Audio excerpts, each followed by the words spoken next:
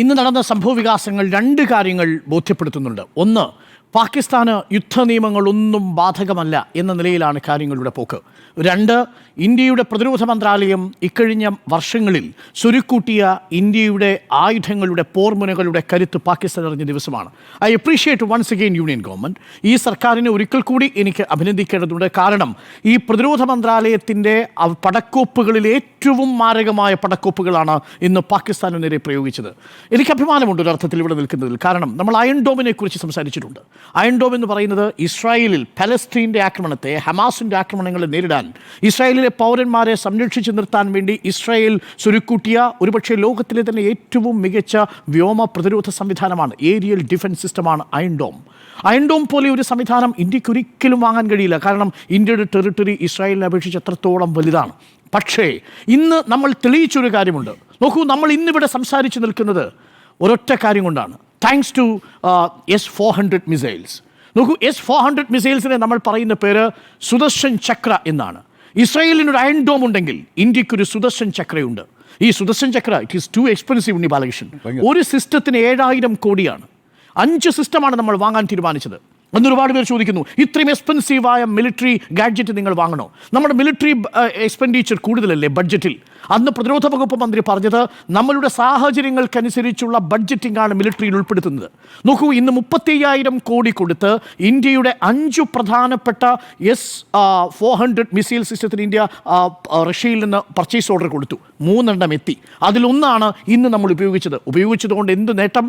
ഇന്ത്യയിലെ 15 എണ്ണം പറഞ്ഞ കേന്ദ്രങ്ങളിൽ, സൈനിക കേന്ദ്രങ്ങളിലേക്കാണ് പാകിസ്ഥാൻ മാരകശേഷിയുള്ള മിസൈലുകളും ഡ്രോണുകളും അയച്ചത്.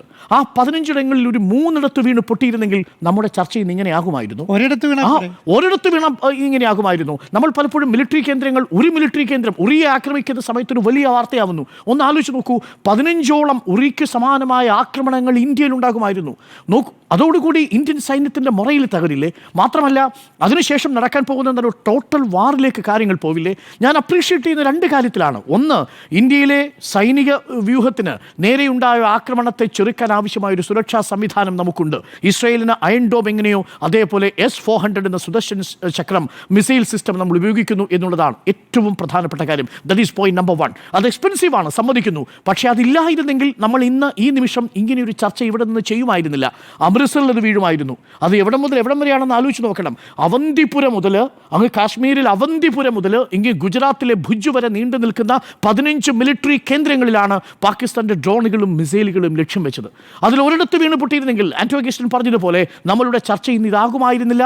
നമ്മൾ ലോകരാജ്യങ്ങളുടെ മുന്നിൽ സൈനിക ശേഷിയെ കുറിച്ച് പറഞ്ഞ് നമ്മൾ തല താഴ്ത്തി നിൽക്കുമായിരുന്നു. അതൊക്കെ പോട്ടെ, അതൊരു പ്രൈഡിൻ്റെ വിഷയമാണ്. എന്നെ സംബന്ധിച്ച് അതല്ല വിഷയം.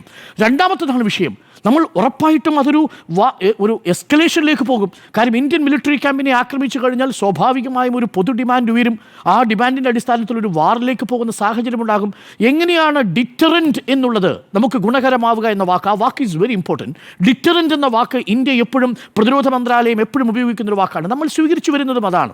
ശരിയാണ്, ഒരു ഒഫൻസീവ് ഡിറ്ററൻസ് ആണ് നമുക്ക് പാകിസ്ഥാനെതിരെയുള്ളത്. അങ്ങനെ തന്നെ വേണം. അതുകൊണ്ടാണ് നമ്മൾ പ്രീഎംപ്റ്റീവ് സ്ട്രൈക്ക് ചെയ്തത്. അതുകൊണ്ടാണ് 9 ഇടങ്ങളിൽ പോയി നമ്മൾ കൃത്യമായിട്ട് നമ്മളുടെ ക്രൂയിസ് മിസൈൽ, സ്കാൾപ്പ് മിസൈൽ ഉപയോഗിച്ച് നമ്മൾ ആക്രമണം നടത്തിയത്. ഈ എണ്ണം പറഞ്ഞ ആയുധങ്ങളുടെ പർച്ചേസിനെ, അതാണ് ഞാൻ സർക്കാരിനെ അഭിനന്ദിക്കണം എന്ന് പറയുന്നത്. സ്കാൾപ്പ് മിസൈലുകൾ എന്ത് പ്രിസിഷൻ ടാർജറ്റിംഗ് ആയിരുന്നെന്ന് അറിയാമോ ആന്റോ അഗസ്റ്റിൻ? എവിടെയാണ് പോയി വീണത്? മുരിഡ്കയിലെ ഈ ട്രെയിനിങ് സെൻറ്ററിലേക്ക് പോയി വീഴുമ്പോൾ കൃത്യമായ ട്രെയിനിങ് സെൻറ്ററിൻ്റെ മിനാരങ്ങളുടെ പുറത്ത് പോയി വീഴുകയാണ്. ഒരു കാഷ്വാലിറ്റി ഉണ്ടായിട്ടില്ല അവിടെ, ഒരു സിവിലിയൻ കാഷ്വാലിറ്റി ഉണ്ടായിട്ടില്ല. എല്ലാം ആ ട്രെയിനിങ് കേന്ദ്രത്തിനുള്ളിലുള്ള ടെററിസ്റ്റുകളുടെ മാത്രമാണ് മരണം സംഭവിച്ചിരിക്കുന്നതാണ് റിപ്പോർട്ട് ചെയ്യുന്നത്. വളരെ പ്രിസിഷൻ ആണ്. വളരെ തിക്കലി പോപ്പുലേറ്റഡ് ഒരു സ്ഥലത്ത് പാകിസ്ഥാന് സങ്കല്പിക്കാൻ കഴിയില്ല സ്കാൾപ്പ് മിസൈൽ. അതേപോലെ ഹാമർ ബോംബ് സിസ്റ്റം. നമ്മൾ സാധാരണ ബോംബും മിസൈലും തമ്മിലുള്ള ഡിഫറൻസ് എന്ന് പറയുന്നത്, ബോംബിനകത്ത് ഒരു എഞ്ചിൻ ഉണ്ടാവില്ല, but missile has an engine. മിസൈലിൻ്റെ എഞ്ചിൻ ഉണ്ടാവും. അതിന് കൃത്യമായ ദൂരം 200 കിലോമീറ്ററും 300 കിലോമീറ്ററും 400 കിലോമീറ്ററും പ്രിസിഷൻ ഗൈഡഡ് ആയിട്ട് അതിന് പോകാൻ സാധിക്കും. ബോംബുകൾക്ക് അത് സാധിക്കില്ല. പാകിസ്ഥാനുള്ള മിസൈലുകൾക്ക് ശരിയാണ്, പാകിസ്ഥാൻ 200-ഉം 300-ഉം കിലോമീറ്റർ ദൂരം സഞ്ചരിക്കാൻ കഴിയുന്ന ഗസ്നിയും ഈ പറയുന്ന ഫാത്തേ സീരീസിൽപ്പെട്ട ഒരുപാട് മിസൈൽ സിസ്റ്റം ഉണ്ട്. പക്ഷേ നമ്മളുടേത് ഹൈലി പ്രിസിഷൻ ടാർജറ്റ് ഓറിയന്റഡ് ആയിട്ടുള്ള ക്രൂയിസ് മിസൈലുകളാണ്. ആ മിസൈലുകൾ, ഹാമർ സ്മാർട്ട് ബോംബുകൾ, ബ്രഹ്മോസിനെ പോലെയുള്ള മിസൈലുകൾ, റാഫേലിനെ പോലെയുള്ള പോർ വിമാനങ്ങൾ തീർന്നില്ല. നമ്മളുടെ പ്രതിരോധം ഇന്ന് ഒരു വളരെ പ്രധാനപ്പെട്ട ഡെഡ്ലിയായ ഒരു വെപ്പൺ ഉപയോഗിച്ചിട്ടുണ്ട്. എന്താണെന്നറിയാമോ? അത് ഇസ്രായേലിൽ നിന്ന് നമ്മൾ പർച്ചേസ് ചെയ്തിരിക്കുന്ന ഹാർപ്പി ഡ്രോണുകളാണ്. ഹാർപ്പി ഡ്രോണുകൾ എന്ന് പറയുന്നത് മറ്റു ഡ്രോണുകളിൽ നിന്ന് വ്യത്യസ്തമാവുന്നത് 9 മണിക്കൂർ എൻഡുറൻസ് ഉള്ള, രാവും പകലും നിങ്ങൾക്ക് ശത്രു രാജ്യത്തിലെ ലക്ഷ്യസ്ഥാനത്തേക്ക് പോയി അതിനെ തകർക്കാൻ ശേഷിയുള്ള ഹാരോപ്പ് മിസൈലുകളാണ് ഇസ്രായേലിൽ നമ്മൾ പർച്ചേസ് ചെയ്ത. കിങ് ഓഫ് ബാറ്റിൽ ഫീൽഡ് എന്നാണ് പറയുന്നത്. പാകിസ്ഥാൻ്റെ കയ്യിൽ എന്താ ഇതിന് പകരമായിട്ടുള്ളതെന്ന് അറിയാമോ?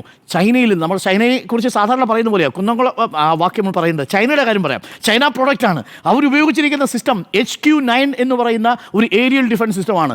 ഈ ഹാർപ്പി മിസൈലിൻ്റെ ആദ്യ പ്രയോഗത്തിൽ തകർന്നു പോയത് ലാഹോറിലെ ഈ എയർ ഷീൽഡാണ്, അഥവാ ലാഹോറിലെ ഈ ഏരിയൽ ഡിഫൻസ് സിസ്റ്റമാണ്. അവിടുത്തെ എയർ ഡിഫൻസ് സിസ്റ്റത്തിൻ്റെ ബാറ്ററി തകർന്ന് തരിപ്പണമായി. ഇന്നിപ്പോൾ ലാഹോറിൽ നിന്ന് മുഴുവൻ അമേരിക്കൻ പൗരന്മാരും സ്ഥലം വിട്ടുള്ള അമേരിക്കൻ ഡയറക്ഷൻ കൊടുത്ത് എന്തുകൊണ്ടാണെന്നറിയോ?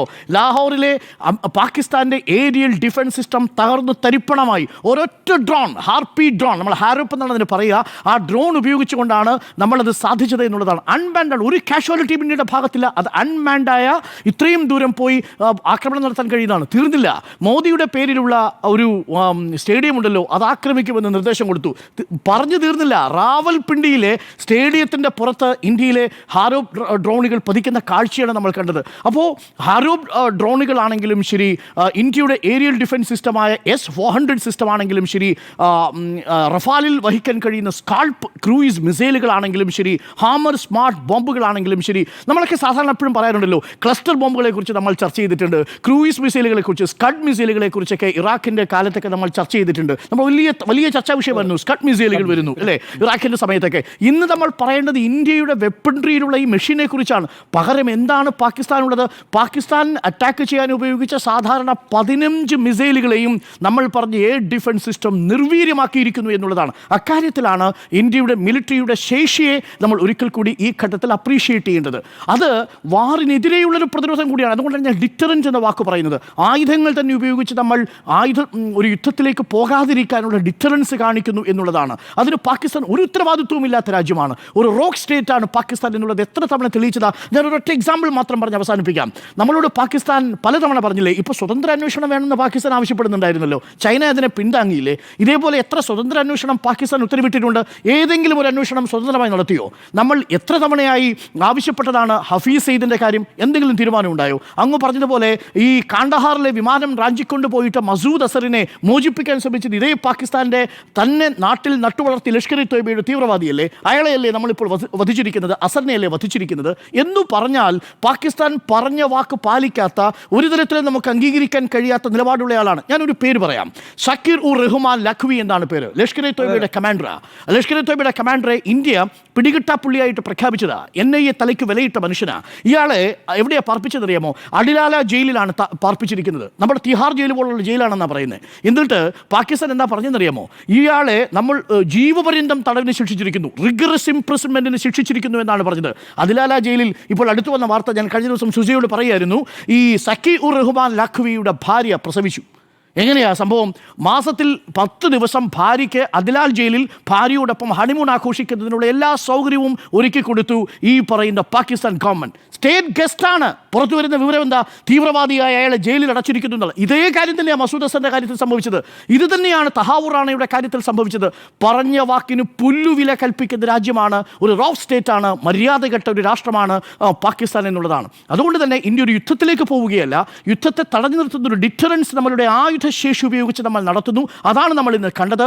അതുകൊണ്ടാണ് പ്രതിരോധ വകുപ്പ് മന്ത്രി പറഞ്ഞ വാക്കുകൾ, നമ്മളുടെ ക്ഷമയെ നിങ്ങൾ പരീക്ഷിക്കരുത്. നമ്മളിപ്പോഴും സിവിലിയൻസിനെ അറ്റാക്ക് ചെയ്തിട്ടില്ല, അറ്റാക്ക് ചെയ്യുകയുമല്ല. അതൊരിക്കലും ഇന്ത്യയുടെ തന്ത്രവുമല്ല. പാകിസ്ഥാന്റെ മിലിറ്ററി പോസ്റ്റുകളിലേക്ക് പോലും നമ്മൾ പോയിട്ടില്ല എന്നുള്ളതാണ് ഏറ്റവും പ്രധാനപ്പെട്ട വിവരം. അപ്പോൾ ഇതാണ് ഏറ്റവും പ്രധാനപ്പെട്ട വിവരമായി ഇപ്പോൾ പുറത്തു വരുന്നത്.